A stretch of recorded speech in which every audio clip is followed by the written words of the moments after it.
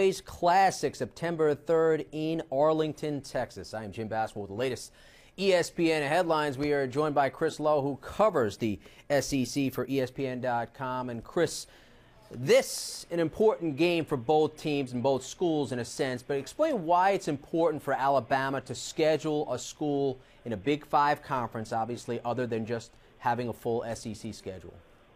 Well, the SEC voted in 2016 that to stay at 8 conference games, but part of that deal was all schools in the league, all 14, had to go out and play a non-conference game against a Big Five team. This certainly satisfies that for Alabama. The bigger picture, though, is with the college playoff, you're going to have to play these types of games, and when you win one of these games away from home, all that does is bolster your total resume.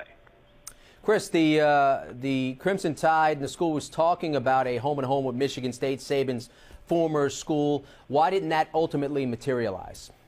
You know, ever since Saban's been in Alabama, if you look at it, they like to go play in neutral sites, typically places where it's a recruiting hotbed, like in Atlanta, like in Dallas.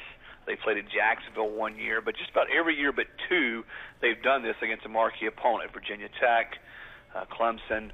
They're playing West Virginia this year, Wisconsin next year, and, of course, SC in 2016. I think this is the route that Alabama and Nick Saban want to go.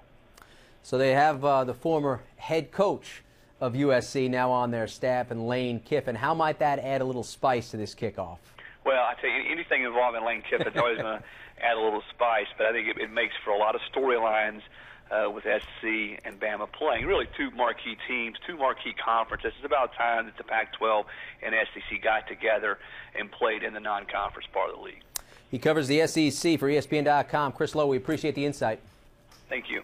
Again, it is Alabama and USC, and it is the Cowboys Classic 2016 kickoff September 3rd in Arlington, Texas. You can read more about this story right here on ESPN.com. With the latest ESPN headlines, I'm Jim Basswell.